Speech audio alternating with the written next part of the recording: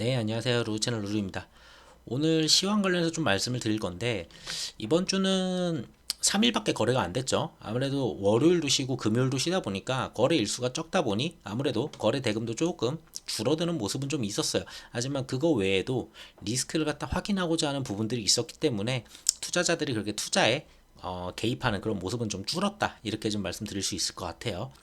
자, 지난주에도 말씀드렸지만 이번 주에 진짜 확인할 게 굉장히 많았어요. 우선은 FOMC도 확인해야 됐었고, 애플 같은 경우에 실적을 갖다가 딜레이를 시켰기 때문에 얘네도 혹시 뭐가 나올 수 있으니까 이것도 봐야 됐었고, 자, 지역은행들, 지역 뱅크들이 뭐 추가 파산을 하는지 그런 부분들도 또 확인을 해야 됐었죠. 거기에다가 미국의 디폴트, 뭐 이제 부채 한도, 자, 요런 부분들도 확인을 했었어야 돼요. 그리고 고용 지표, 자, 그것도 확인을 했었어야 되고, FOMC에서는 파월의 발언도 확인을 했었어야 되고, 정말 확인할 게 많았어요.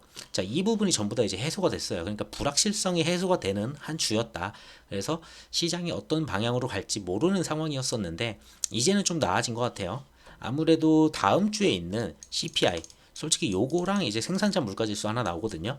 요 두 개인데 생산자 물가지수는 뭐 적당히 나와주면 될 것 같고, CPI만 그렇게 막 최악으로만 나오지만 않는다면은 시장 방향은 횡보 또는 오히려 조금씩 우상향하는 모습은 나와줄 수 있을 것 같아요. 추가 하락보다는 상승 방향이 조금 더 강해졌다. 이렇게 좀 볼 수 있을 것 같아요. 뭐 그렇다고 해도 이게 다 해소됐다고 해도 다시 또 나올 수도 있거든요. 그리고 지정 확정 리스크도 또 있다 보니까, 그래서 추가적으로 움직인다면은 코스피 같은 경우에는 지금 2,500선을 계속 유지하고 있고요. 2,500선에서 2,600선 요 구간에서의 움직임 계속 이어가지 않을까 이렇게 좀 예상이 됩니다. 추가로 더 하락을 하기는 솔직히 어려워 보여. CPI에서 진짜 최악으로 나오면 하락이 가겠죠. 근데 단기적으로는 우선 올려놓은 다음에 CPI를 맞게 되면은 다시 또 2,500을 지지할 가능성이 높거든요. 그래서 2,500이 이제 지지를 여러 번 테스트하는 그런 구간이다. 이렇게 보시면 되고, 고점으로는 2,600선인데 솔직히 지금 시장 상황에서 금리 인하를 때릴지도 않는 상황인데 동결로 갈지 안 갈지도 모르는 상황이기 때문에 2600을 넘어선다라고 보기는 솔직히 저는 조금은 어렵지 않나 싶어요. 그래서 이 구간에서 이제 섹터 돌림하면서 움직이지 않을까 그렇게 좀 보여집니다.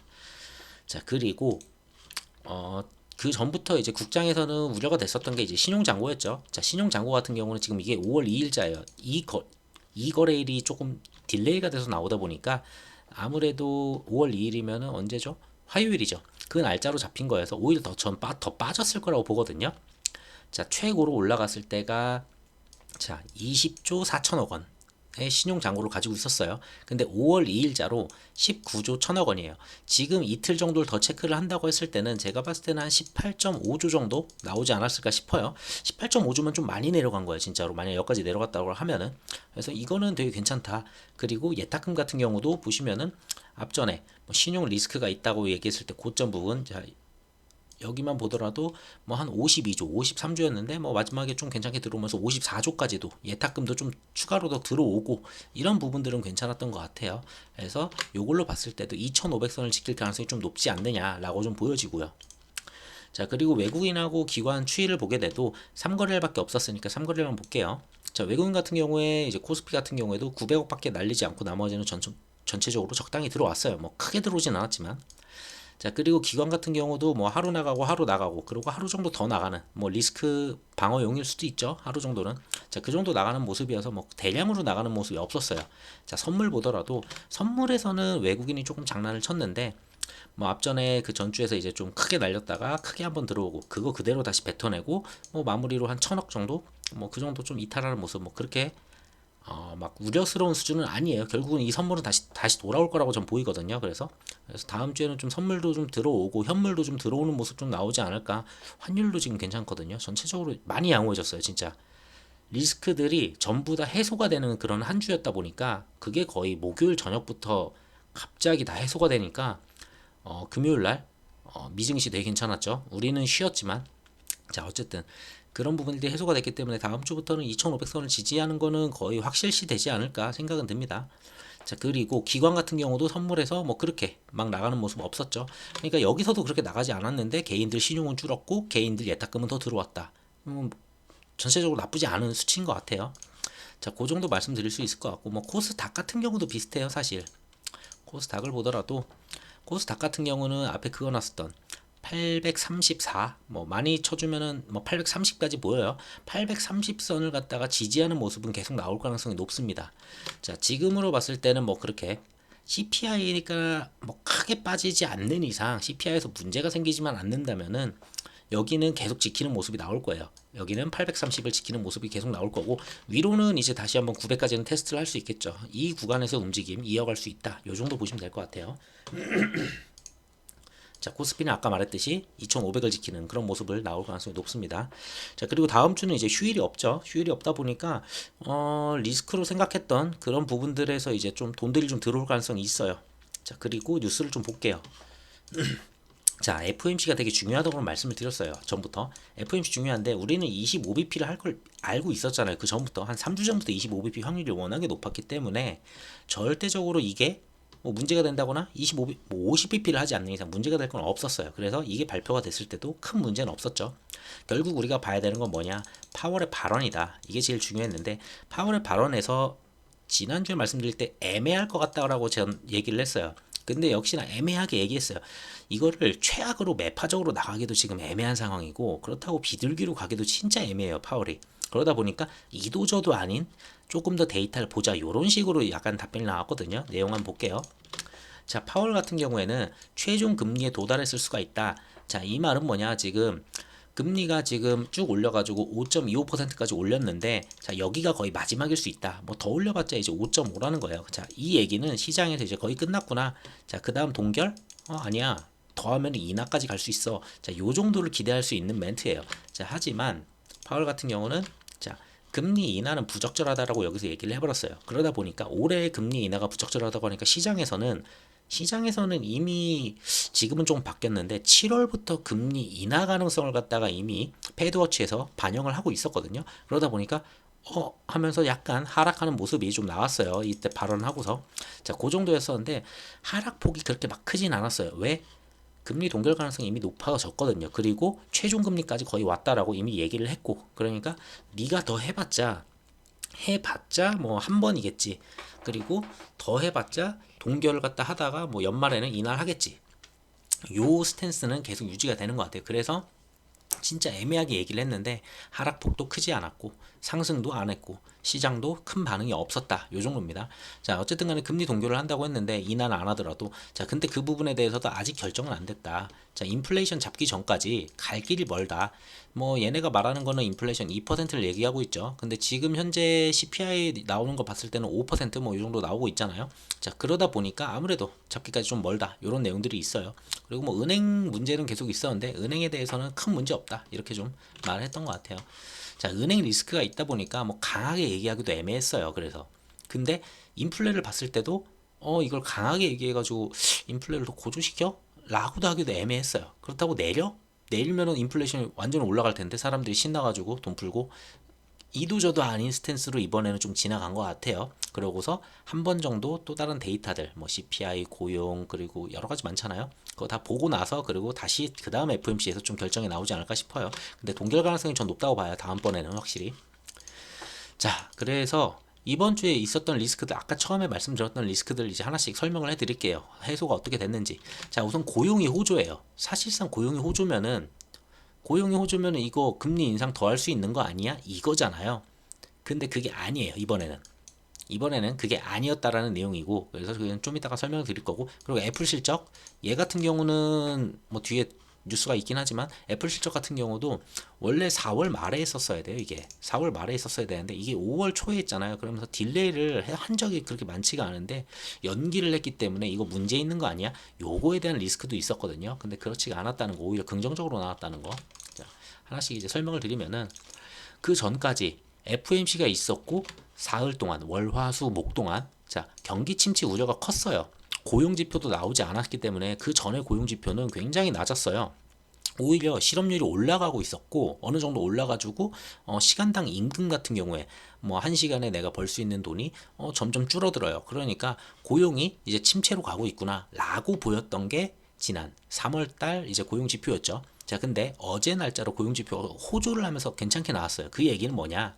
경기 침체를 우려를 하고 시장이 무너지고 있었던 거예요, 사실상. 그러다 보니까 나스닥의 실적들이 괜찮게 나오고 전부 다 뭐가 괜찮게 나와도 경기 침체 그리고 뭐 뱅크런 이런 리스크들 그런 것 때문에 계속 하락을 했었던 건데 자 가장 큰 경기 침체 우려를 갖다가 해소시킨 게 고용지표예요. 이번 고용지표가 괜찮게 나왔어요. 원래 예전 같았으면 고용지표가 괜찮으면은 이거는 인플레이션이 안 잡히는 거 아니야? 그럼 금리 인상 더 하는 거 아니야? 요렇게 갔었는데 지금 같은 경우는 경기 침체 우려로 사흘째 하락을 했기 때문에 고용이 좋아버리니까 이러면은 경기 침체 안 오겠네. 잘 버텨나가면서 이렇게 연착륙하면서 지나갈 수 있겠네. 요렇게 해석이 된 거예요. 자, 그래서 고용 같은 경우 보게 되면은 자, 비농업 지수 같은 경우에 사실상 18만 명의 고용 자리를 갖다가 예상을 했었는데 25만 3천 명의 자리가 발생이 된 거예요. 자, 굉장히 많아졌죠. 예전에도 뭐 많았다고 했을 때 막 23만 명 막 이렇게 나왔던 것 같은데 굉장히 잘 나왔고 시간당 임금도 지난번에 줄었어요, 오히려. 자, 지난번에는 좀 줄어드는 모습이었는데 그래가지고 지난번에 4.3이었었는데 그래서 이번에 4.2를 예측을 했어요. 더 줄어들 거다. 이거 고용 침체로 간다. 근데 그거 아니다. 4.4%가 나왔어요. 그 얘기는 시간당 임금이 올랐죠, 오히려. 예전 같았으면 이게 오히려 지수를 갖다 박살내는 내용인데 지금은 이제 금리 인상 거의 다 했다고 했잖아요. 거의 터미널 레이트까지 다 왔다라고 했었고 그 상태에서 이제 동결 가능성이 오히려 높아진 상태고 그러면은 침체만 아니면 돼요. 지금 시장은 침체만 아니면은 되게 긍정적인 시장이 되는 거예요. 근데 침체가 아니야라고 보여준 게 이번 고용지표다. 금요일날 나왔던. 자, 그래가지고 이런 식으로 시간당 임금도 괜찮게 나왔어요. 자, 여기도 보면은 0.3에서 0.3을 예측했는데 0.5로 MOM 같은 경우에 오히려 0.2%더 올라가는 모습 이렇게 좀 보여줬고요. 자, 실업률 같은 경우는 뭐 이제 3.5에서 이제 3.4로 좀 빠지기도 했어요. 그러니까 3.5에서 3.6으로 실업자가 더 늘어나는 실업률이 더 높아지는 이런 효과가 가져오면서 이제 경기 침체야라고 할 수 있었는데 3.4로 실업률이 줄었죠. 그거는 실업자가 줄어들었다는 거잖아요. 그러니까 고용시장이 탄탄하다는 거예요, 이거는.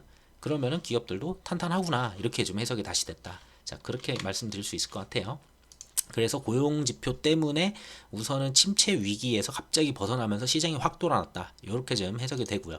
뭐 반대로 해석하신 분들도 있어요. 저 고용지표가 좋았기 때문에 당연히 이거 금리 인상 더 하는 거 아니야? 이거 리스크야. 이렇게 해석할 수도 있는데 이번 같은 경우는 좀 달랐다. 아무래도 FMC에서 금리 동결 거의 터미널 레이트까지 왔다고 얘기를 했었고 거기에 대해서 이제 침체 우려로 지금까지 빠져왔었는데 그거를 해소시킬 수 있는 게 고용지표였다. 이렇게 좀 답이 되는 것 같아요. 자, 그리고 뱅크 쪽 얘기를 할게요. 지난주부터 저도 뱅크를 계속 중소뱅크 그러니까 지역 은행 같은 경우에 리스크가 굉장히 크다고 말씀을 드렸어요. 근데 뭐 주가 하락을 보시면은 지역 은행들 하락률이 거의 뭐 반토막 이상이 났어요. 4일 만에 막. 자, 그래가지고 매우 안 좋았었는데 거기에 대해서 갑자기 이제 백악관이 손을 들고 나서요. 백악관이 얘기하면 좀 세죠. 자, 은행주 공매도 압력 등 시장 변화를 모니터링 하겠다. 얘네들 뱅크 우려도 없는데 뱅크에 있는 것처럼 지역은행들 하나씩 계속 때렸거든요. 공매도 잔고가 굉장히 높아졌어요. 미국에서도 숏 비중이 굉장히 높아졌는데 그러니까 크게 우려가 없는데 주가를 갖다 박살낸 거예요, 막. 그러다 보니까 요걸 모니터링 하겠다라고 이제 백악관이 얘기를 했으니까 좀 세죠. 그래 버리니까 얘네들이 갑자기 숏 커버링 나왔다. 요런 내용들도 좀 있고요. 그리고 사실상 얘네들이 파산할 정도는 아니다. 라는 내용들도 있어요. 자, 그리고 배후에 그 지역은행들 그 배후에 공매도 투기 세력이 있었다. 미국 은행 주가가 극한 변동성. 자, 어마어마하게 빠졌다가 자, 팽웨스트 같은 경우에 82%가 올랐어요. 하루 만에. 그리고 다른 은행들도 다 반등을 했는데 결국은 공매도 투기 세력이 있었는데 얘네들이 숏커버링 들어왔다라고 지금 보는 거예요. 자, 아무래도 팽웨스트 뱅커프는 81%가 이제 폭등을 했었고요. 그리고 다른 은행들 같은 경우에도 보면은 자, 웨스턴 얼라이언스 그리고 코메리카 그리고 자이언스 같은 경우에 뭐 49%, 16%, 19% 이런 식으로 다 올라갔어요. 진짜 말도 안 되게 올라갔고 그리고 대형 은행들도 무난했어요. JP 모건이나 아니면 뱅크 오브 아메리카 그리고 시티그룹 그리고 웰스파고 뭐 요 정도 대형 은행들도 전부 다 괜찮게 움직여줬고 그래서 뱅크에 대한 리스크를 갖다 갑자기 해소를 시켰어요. 아무래도 백악관이 나섰다는 거 백악관이 공매도를 갖다가 지적을 했고 너네들 이렇게 하면 안 돼라고 이제 지적을 해버리니까 완전히 갑자기 거기서 끝나버린 거죠. 그 리스크가 은행 주가가 한도 없이 끝도 계속 이렇게 내려버리면은 거기에 예금을 해놓은 사람들도 불안해요, 사실은. 그러다 보니까 그렇게 해서 이탈이 또 나올 수도 있거든요. 근데 이탈이 사실상 나오지 않았다라는 거예요. 그래서 뱅크런은 일어나지도 않았는데 지금까지 주가가 너무 빠졌다라고 이제 JP모건이 얘기를 했어요. JP모건이 뭘 얘기했냐? 백악관이 그 얘기를 하면서 JP모건을 또 한마디를 해요. 은행 위기는 지금 공매도 때문에 오히려 은행 위기가 생겨가지고 공매도가 보통 나와야 되는 건데 은행 위기를 갖다가 공매도가 만든 거다. 니네들이 먼저 때려가지고 은행을 위기로 만들고 있다. 뭐 이런 내용이에요. 자, 그럼 안 된다라고 얘기를 했는데, 자, 그러면서 지방은행들 문제 없다. 등급을 상향을 시키겠다. 자, 그래가지고 은행주들이 오히려 더 날라갔죠. 그러니까 백악관하고 JP모건이 둘 다 나서면서 갑자기 저런 식으로 얘기를 했고, 자, 웨스턴 얼라이언스, 지용, 코메리카 등 투자 등급을 전부 다 상향을 했어요. 은행들 되게 양호하다고 했었고, 그리고 얘네들 은행 중에서 자사주를 매입하는 대표들도 좀 많았어요. 그러다 보니까 거기 굉장히 잘 움직였다. 그러면서 은행주들 리스크가 있었는데 그 부분이 전부 다 약간 해소가 되는 모습이에요. 뭐 실질적으로 예금 부분에서도 그렇게 리스크가 막 크진 않았어요. 한 70% 이상은 예탁금이 있는 걸로 저도 봤거든요. 그래서 과연 무너질까 했는데 공매도가 너무 세서인지 어쨌든 간에 사흘 내내 그렇게 주가를 박살을 내놓으니까 결국 망하는 거 아니야? 그러면은 디폴트까지 가는 거 아니야? 이거 부채 한도 이거 문제도 있는데 막 이렇게 해석이 됐었던 거죠. 지난번에.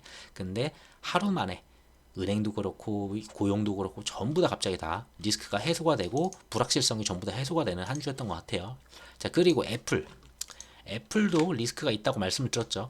애플 실적이 원래 4월에 나와야 되는데 5월로 이렇게 연기를 한 케이스가 몇 번 없어요. 근데 요거 때문에 요것도 리스크가 나올 수도 있다. 애플이 갑자기 실적 박살 내버리면은 빅테크들 실적 다 같이 박살 날 텐데 했는데 그건커녕 왜 연기를 했는지 이해는 좀 안 되긴 하지만, 자, 아이폰 덕에 뭐 1분기 실적 시장 예상을 갖다 웃돌았다. 이런 식으로 좀 나오면서 괜찮게 나왔어요. 애플 실적도 컨센 대비 다 전부 다 시장을 웃도는 그런 수준이어서 양호했었다. 이렇게 좀 보시면 될 것 같고요. 자, 그리고 그래서 애플 실적도 양호해서 빅테크들도 괜찮게 움직였고요. 자, 그리고 미국 공화당 의원들, 아무래도 부채 한도는 얘기를 해야 되죠. 자, 미국의 디폴트 시점이 6월 1일이다. 이런 식으로 옐런 재무장관이 계속 얘기를 해왔었죠. 지금까지 6월 1일이다. 근데 이게 뭐 이제 뱅크가 터지면 이거 5월로 땡겨지는 거 아니냐. 이제 조만간 이제 미국 디폴트 얘기 나오는 거 아니냐 했는데, 자, 이거를 민주당에서 얘기한 것도 아니에요. 공화당 의원들이 얘기했을 때, 공화당이 먼저 얘기했을 때 한도는 7월 말이나 8월에 가깝다. 너무 그렇게 압박하지 마라. 이런 식이었어요. 자, 그런 식의 내용이고, 중요한 건 언제냐? 결국은 9일이에요. 자, 바이든 대통령이 9일날 의회 상하원 지도자들과 이제 만나가지고 부채 한도 협상을 갖다 진행할 예정이에요. 자, 근데 여기서 부채 한도를 진행하는데 바이든이 진행했었던 뭐 부채 탕감이나 이런 것들, 개인적으로 진행했었던 그 공약들, 그런 거를 취소할 생각은 없어 보여. 다른 뉴스들을 보더라도 결국은 바이든이 말하는 거는 부채 한도 상향은 이건 따로고 내가 낸 공약은 그건 또 따로다. 각각으로 봐야 된다. 라고 얘기를 하고 있어요. 근데 이걸 들어줄지 모르겠지만 어쨌든 9일날 가능한 거는 단기적으로 연장은 가능해요. 단기 연장. 단기 연장하게 되면은 8월 달에는 대부분 이제 미국 의회가 많이 쉬거든요. 그러다 보니까 7월 말. 지금 그래서 얘네들도 7월 말이라고 한 것 같아요. 7월 말. 자, 7월 말까지는 유예가 될 가능성이 좀 높지 않느냐. 이렇게 좀 봅니다. 그래서 요 부분도 조금 해소가 됐어요. 어느 정도. 자, 요 부분도 조금 해소가 되는 모습이고, 그러다 보니까, 자, 근데 그렇게 됐으니까 아무래도 금리 인상 가능성은 없지만, 뭐 동결은 계속 할 거다 이런 식으로 파월이 얘기했잖아요. 그래가지고 원래는 이때 7월 달이 동결이 아니었고 금리 인하 가능성이 조금 더 높았거든요. 자, 근데 이게 동결로 조금 높아진 것 같아요. 자, 어쨌든 다시 봤을 때 6월 같은 경우에는 동결이에요. 다음 달 FOMC 같은 경우에는 동결. 그리고 지금 현재로 봤을 때는 7월 같은 경우에도 동결. 근데 9월 달에는 이제 8월에는 FOMC가 없겠죠. 자, 9월 달에는 보시면은 금리 인하. 이때부터 인하가 들어가요. 자, 근데 이것도 바뀔 수도 있어요. 뭐 CPI 나오고 뭐 나오면 또 바뀌니까 여기도 동결로 갈 수도 있고, 결국은 진짜 파월 말대로 진짜 연말까지 계속 동결 가다가 마지막에 겨우 내리지 않을까 이런 생각도 들고, 그리고 요 생각도 해봐야 돼요. 지금 바이든이 3년 차잖아요.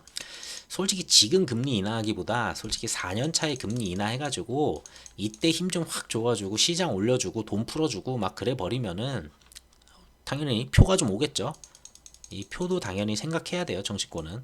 그러다 보니까 거의 연말쯤, 연말이나 내년 초에는 진짜 금리 인하하면서 시원시원하게 막 금리를 막 내려줄 수도 있겠다라는 생각은 듭니다. 자, 그 정도 좀 보시면 될 것 같고, 어쨌든 이거는 계속 바뀌는 거니까 계속 꾸준히 보시면 될 것 같아요.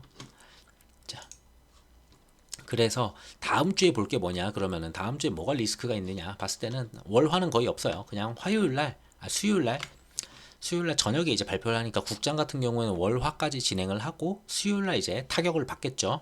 타격을 받을지 그게 호재로 올지 모르지만 자 소비자 물가지수 YOY만 보시면 돼요. 자 5%죠. 자 전에 5%였어요. 이번에 예상이 5%였어요.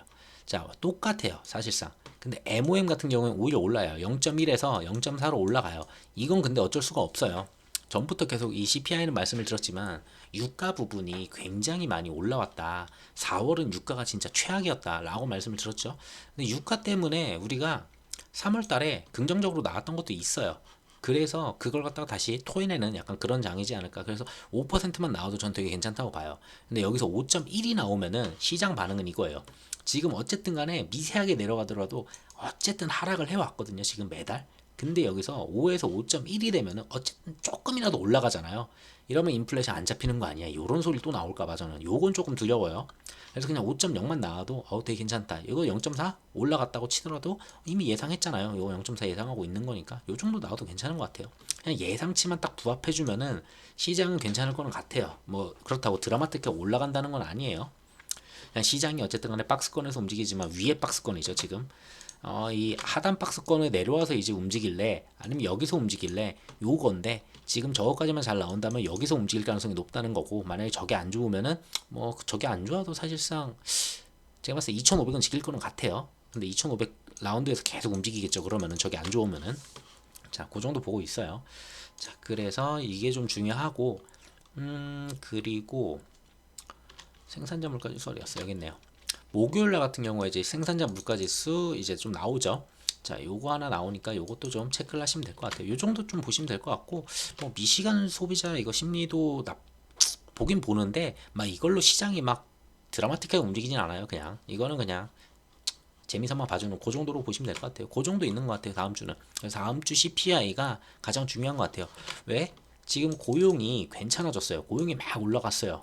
그 얘기는 침체가 아니야라고 지금 가고 있어요. 침체가 아니야. 근데 그러면은 이러면 인플레이션 안 잡히는 거 아니야? 인플레이션에 대해서 물음표가 찍히겠죠? 근데 여기서 CPI가 좋게 나와요. CPI가 하락을 또 해줘요. 그러면은 인플레이션 잡히네라고 얘기가 나오는 거예요. 결과가. 자, 인플레이션 잡히고 고용이 올라가면은 그럼 금리 인상이고 경기 침체 없이 그냥 잘 빠져나가겠네. 요렇게 해석이 되는 거예요. 그래서 이번 CPI가 마지막 확인이다. 이렇게 좀 보시면 될 것 같아요. 자, 아까 전에 말씀드렸던 유가 있었잖아요. 유가.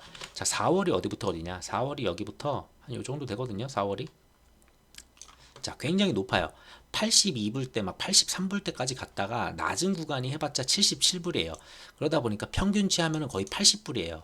유가 자체로만으로도 CPI는 굉장히 올라갈 수가 있어요. 그걸 반영한 수치가 지금 5%라는 건데 그럼 나머지가 빠졌어야 되는데 나머지가 진짜 빠졌을까라고 생각은 들어요. 개인적으로. 그래서 CPI가 오히려 조금 더 안 좋게 나올 수도 있다는 생각이 들어요. 막 5.1? 이 정도까지 나올 수도 있어요. 뭐 최악의 경우 5.2까지도 나올 수도 있어요. 그러면 오히려 올라가니까 인플레이션 안 잡히네. 금리 인상 더 해야 되겠네. 약간 이런 소리가 나올 수도 있어요. 왜? 뱅크 쪽 문제가 더 이상 없다라고 얘기를 했으니까. 그래서 이게 조금 중요해요. CPI는 이번에. 자, 전달 대비 0.1이라도 줄거나 아니면 똑같거나 그 정도만 되면 참 다행인데 그게 아니고 올라가면 시장 반응은 확 바뀌거든요. 그게 좀 애매하다. 그래서 유가가 조금 최악이지만 근데 거기서 또 해석을 달리할 수 있는 게 뭐냐면은 이때가 4월이잖아요. 자, 근데 이때가 5월이에요. 4월이 여기까지구나. 자, 이때가 5월이에요. 5월인데 5월에 확 빠졌죠. 그러다 보니 4월 달은 유가가 비싸서 그랬어. 5월 달 거는 괜찮아. 라고 이렇게 재해석을 할 수도 있어요. 그래서 5월 달 유가도 좀 계속 꾸준히 봐주셔야 돼요.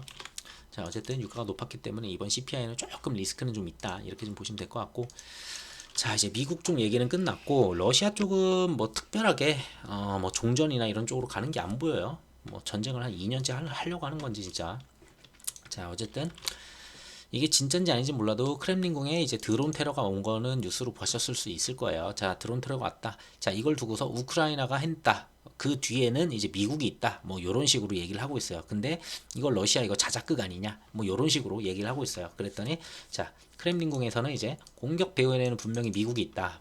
공격을 한 거는 우크라이나지만 자, 미국이 시켜가지고 한 거다. 뭐 이런 식의 얘기고.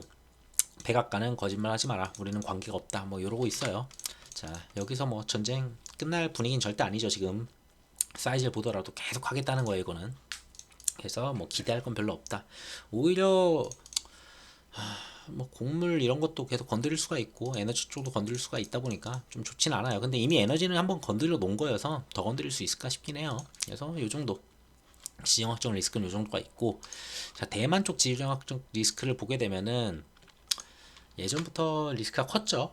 솔직히 여기는 되게 리스크가 많이 커 보여요. 저는 개인적으로 뭐 당장은 아니겠지만 터질만 해 보이는 약간 그런 곳이에요, 진짜. 자, 미국 같은 경우에 25개의 방산 업체가 이제 대만에 방문을 했다. 이거는 뭐 이제 무기를 갖다가 뭐 여기서 생산도 하겠다 한다는 건데, 자, 그거에 대해서 이제 중간에 중국은 이제 대가를 치를 것이다. 뭐 이런 식으로 얘기를 하고 있고, 자, 지난달에 이제 중국 군용기가 뭐 259대가 대만에 뭐 이제 침범을 했었고, 3월 대비해 가지고 2배나 증가했다. 막 이제 그 미국 갔었잖아요. 차이잉원이 이제 메카시 이제 회동하고 이거 하지 말라고 그렇게 얘기했었는데, 그러면서 이제 막 왔다 갔다 계속 했던 거죠. 뭐 그런 부분들 그래가지고 침범이 좀 많이 있었다. 그래서 어쨌든 여기는 지정학적으로 되게 리스크가 높은 곳이다. 예전보다 훨씬 높아진 것 같아요. 제가 봐도. 그리고 보게 되면은 뭐 대만과의 무력 이거는 빼더라도, 자 중국의 퇴역 군인들을 갖다가 재입대를 갖다가 추진하고 있다. 이거는 뭐 이제 군대를 갖다 확장시키고 있고, 사실상 중국이 지금 뭐 하고 있냐면은 금 비중을 갖다 올리고 있고 달러 비중을 갖다 좀 줄이고 있어요. 그리고 원유 비중을 올리고 있어요. 자 이거는 전쟁하겠다는 거거든요. 사실상 금 올리고 원유 올린다는 거는 나중에 이제 전쟁이 터졌을 때 자기들이 이제 뭔가 리스크가 있었을 때 방어할 수 있는 게 금과 원유죠. 자 이런 식으로 지금 이런 부분이나 아니면 이런 부분, 그리고 중국에 이제 투자했었던 그 유명하신 분들 많잖아요. 아 누구지? 되게 많은데 미국의 진짜 투자들 중에 뭐 이제 굉장히 유명하신 분들 많은데 전부 다 거의 중국 비중을 다 거의 0에 가깝도록 거의 다 뺐어요. 지금 얼마 만에 대만에 있었던 거 뭐 TSMC도 다 갖다 팔아버리고, 자 등등 되게 많다 보니까 사실 이쪽은 진짜 리스크가 커 보인다. 그리고 이거는 번외긴 한데 달러 패권이 유지를 하려면은 사실상 세계에 리스크가 있어야 돼요. 세계 시장에 뭔가 리스크가 생겨야지 달러가 중요해지고 금이 중요해지잖아요. 전쟁이 났을 때 달러 엄청 올랐잖아요. 우크라이나. 근데 우크라이나 전쟁이 지금 시물시물하죠. 그냥 봤을 때 막 그렇게 지금 막 그것 때문에 막 사람들이 우크라이나 뭐 포탄 쐈대 이거 뉴스 안 보잖아요. 옛날에는 포탄 하나만 쏴도 막 어디 쐈느냐 막 누가 쐈느냐 이거 막 찾아보고 막 증시 위험한 거 아니냐 이랬었는데 지금은 맨날 쏘고 뭐 난리를 쳐도 아무 관심 없잖아요. 그러다 보니까 달러가 좀 약해졌어 다시. 근데 중국이 예전부터 말했지만 중국 위안화로 지금 중동이 이제 결제를 하고 있어요. 자 위안화로 중동이 결제를 하고 있고 남미 거기부터 이제 웬만한 국가들이 이제 위안화를 좀 많이 채택을 하다 보니까 달러 패권이 약해졌어요. 그러면 이 달러 패권을 유지를 해야 되는데 이게 무너지면 안 되거든요. 얘네들이 지금 강했던 게 달러가 강해서예요. 무조건. 그래서 이거를 무조건 살리려면은 결국은 세계적인 뭔가 지정학적 리스크를 또 만들어줘야 되는 거고, 그렇기 때문에 대만 전쟁 가능성은 솔직히 제가 봐도 굉장히 높다라고 좀 보고는 있어요. 그래서 미국이 열심히 계속 여기저기 건드려주고 있죠. 자, 그러고 그래가지고 이제 조금 리스크가 커지나 해가지고 미국이 좀 가봐요. 또 예전에 그 벌룬이 있었잖아요. 그 미국에 무슨 벌룬 해가지고 이거 뭐 중국이 날린 거 이거 막 폭격해버리고 했었던 거 있었는데, 그때쯤에 이제 미국 국무장관 이제 블링컨이 이제 가려고 했었거든요. 중국에 방중하려고 했었는데 방중을 갖다가 그때 이 벌룬 때문에 취소를 했죠. 그래가지고 근데 이제 중국에 재방문을 갖다가 하겠다 이런 식으로 우리 미국과 중국의 소통이 중요하다 이러고 있으니까 예전에는 자 오라고 했었어요. 오라고 하고서 이제 만나려고도 했었잖아요. 자 이제 조금 중국 스탠스가 달라졌어요. 좀 강해요 이제 확실히. 자 방중 재추진 의사에 중국은 글쎄 라고 하고, 얘네들이 말하는 거는 달콤한 말뿐이다. 냉소적인 반응. 오지 말라는 거예요. 한마디로 이거는 오지 말라는 거고, 지금 이제 극과 극으로 가겠다는 거예요. 미중 관계에서 이제 극과 극으로 가겠다는 거고, 결국은 제가 봤을 때 중국이 이거 안 받아주고 끝까지 가면은 미중 관계 최악으로 가면 결국은 가운데 대만이 낄 수밖에 없지 않느냐라고는 보고 있습니다. 뭐 그게 당장 터질 일은 아닌데 어쨌든 그쪽은 지정학적 리스크는 계속 고조되고 있다 이렇게 좀 보시면 될 것 같아요. 그리고 미중 관계도 점점 고조되고 있고요. 자 어쨌든 환율, 그렇게 중요하다는 환율 같은 경우도 3거래일 동안 이렇게 좀 큰 폭으로 빠졌어요. 1340원에서 1310원까지 좀 그나마 아직도 높긴 하지만 그나마 좀 괜찮게 좀 나왔고, 뭐 차트로 굳이 잘라보자면 이 차트는 유지를 하니까 뭐 올라가는 추이는 맞는데, 자, 하지만 여기서 한 번만 더 내려주면 되게 긍정적일 것 같아요. 제가 봤을 때는. 그래서 이런 부분들, 그리고 22에서도 이번에 금리 올리면서 이런 부분들을 좀 효과를 좀 보여줬던 것 같고요. 자, 어쨌든 환율은 좀 되게 긍정적으로 좀 내려왔다. 그래서 외국인들 수급 이탈의 그런 우려까지는 가질 필요 없을 수준 아니냐 이제는. 그러면은 시장은 반등이 좀 나올 수 있겠다. 이 정도 생각해 볼 수 있습니다. 자, 그래서 근데 재밌는 게 미장이 확 떴을 때 나스닥을 보게 되면은 미장이 확 떴거든요. 자, 나스닥 같은 경우에 떴다고 하더라도 이걸 어떻게 봐야 되지? 이렇게 볼까요? 자, 앞에 있었던 고점, 자, 고점, 또 고점이에요. 결국 이거 넘어줘야 돼 무조건.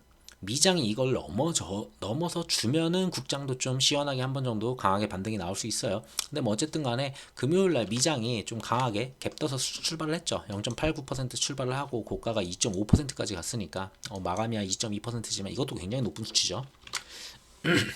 자, 그렇기 때문에 국장도 분명히 갭은 뜨겠지만 수요일 날 저녁에 CPI가 있다는 건 그건 생각을 해야 돼요. 그래서 월요일 날 갭 떴을 때 저는 따라가는 건 절대 아니라고 보고는 있어요. 웬만해서는. 자, 그래서 얘 같은 경우에 갭 뜬다면 당연히 여기 맞겠죠. 딱 코스피 왔을 때는 갭 뜨면 여기에요. 여기 2520 정도의 갭 떴다가 여기서 파란 색깔 음봉 때릴 수도 있어요. 이거 파란색으로 삐용 하고서 2520 출발한 다음에 빠져가지고 다시 내려오는 그런 모습 나올 수도 있어요. 갭 뜨면 웬만해서 무조건 누르거든요. 자, 그런 부분이 있으니까 그 정도 생각하시고 뭐 굳이 무리하게 따라가실 필요는 없다. 이 시장은 지금 당장은 CPI까지 확인을 하고 달려드셔도 상관이 없어요. 왜? 마지막 확인이 필요하거든요. 고용지표가 호조였던 게 이게 고용지표가 호조였던 게 긍정적으로 지금 이번엔 작용을 했잖아요. 침체가 아니다라고. 근데 그게 침체가 진짜 아니야? 인플레이션 잡히고 있어? 이 답을 해줄 게 CPI예요. 근데 얘가 이상한 답을 해주는 순간에는 고용 호조가 오히려 긍정적인 게 아니고 이 고용 호조는 악재가 될 수가 있어요. 이러면은 CPI가 문제가 아니고 고용이 호조고 그러면은 니네 금리 인상 더 때릴 수 있겠네 하면서 갑자기 다음 달 25bp 인상 가능성이 갑자기 쭉 올라옵니다. 자, 그래서 요거 좀 중요하게 보셔야 돼요. 자, 그 정도 좀 보시면 될 것 같고요. 그래서 굳이 무리하게 할 필요 없이 저는 이미 내려와 있고 여기서 올라가 봐야 5200선이고 아니 2500 한 20에서 뭐 잘 가봐야 50이겠죠.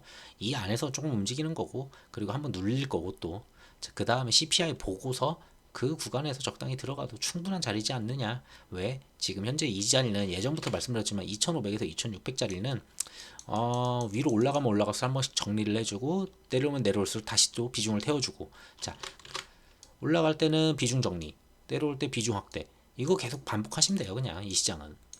그러다가 시장에 악재가 생겨서 여기서 이제 움직이게 되면 똑같아요. 이 구간 똑같이 움직이면 되는 거예요. 그냥 그 정도 말씀드릴 수 있을 것 같아요. 자, 어쨌든 그래도 미장이 좀 괜찮아져가지고 2500선을 확실하게 지킬 수가 있다는 건 보여줬고요. CPI에서만 이상한 소리만 안 나오면은 이상한 것만 안 나와주면은 2500선에서 2600선 이 박스권은 계속 유지해서 움직일 가능성이 좀 높아졌다. 한 달 동안은 그 정도 좀 생각하시면 될 것 같습니다. 자, 영상 여기까지 마치도록 할게요. 남은 휴일 잘 보내셨으면 좋겠습니다. 감사합니다.